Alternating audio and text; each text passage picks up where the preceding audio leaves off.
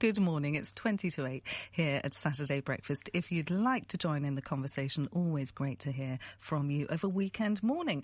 Well, now, though, is crafting your thing? Because if you live in southeast Cornwall, a new community project might be about to supercharge all your sticking, gluing, sewing, knitting and making projects, because a scrap store is opening in Saltash. Now, it's the latest initiative from Community Enterprises PL12, which is a non-profit organisation already running a hopper bus, a food market, loyalty card scheme and lots of other projects across the town. And I'm pleased to say on the line now is Rosie Waters from the group. Morning to you, Rosie. Good morning, Donna. Good morning. Thanks so much for coming on to the programme. Before we talk about the scrap store, can I just ask you what the weather's like in Saltash? It's foul. It's not raining, but it's blowing a hoolie. Yeah, very noisy overnight as well, wasn't it? Certainly where I am with all that wind. Yes, absolutely. All right, then. Well, if I were you, I'd just stay in today. But anyway, can you tell us a little bit more about this scrap store? What's the idea behind it? The idea really is to take excess waste from businesses and firms and individuals, for that matter, to avoid things going into landfill. So extra packaging, extra offcuts, things that are left over from the manufacturing process, and using them for groups like, I don't know, clubs, brownies, playgroups, schools, to use them in a crafting context.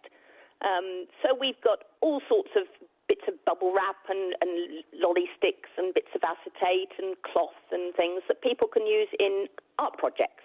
What a lovely idea. It's reminding me of, do you remember when Blue Peter used to make things out of fairy liquid bottles and things like that? That's exactly the idea, really. Great stuff. Where is the scrap coming from? Where do you get it?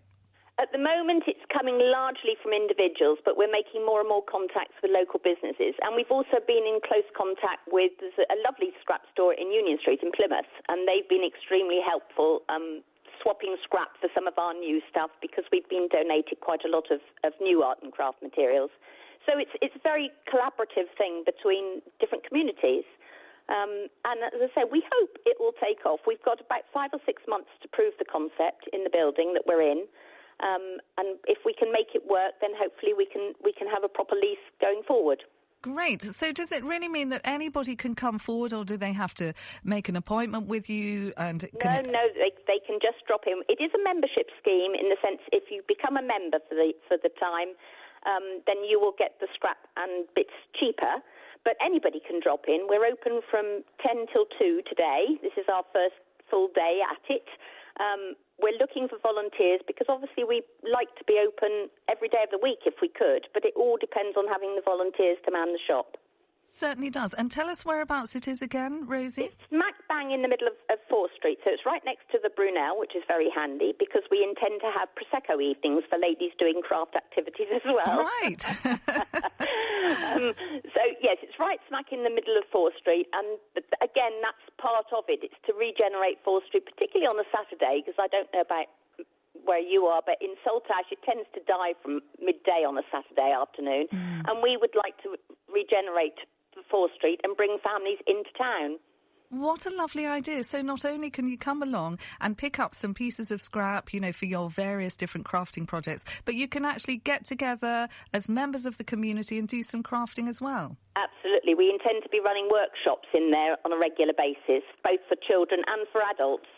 One of the things that Community Enterprises does is run a dementia cafe in number 4 4th Street, which is at the bottom of the street.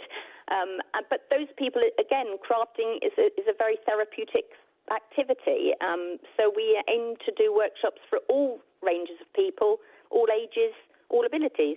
What a lovely idea, Rosie. Interestingly, a little later here at Saturday Breakfast, we're going to be having a chat with a lady called Dawn Thompson from Upcycle Kerno, because there is a real enthusiasm, it seems to me, to take sort of bits that we would otherwise throw away and then make something good out of them. Well, it's the big debate, isn't it? What do you do with this stuff? How do you avoid landfill?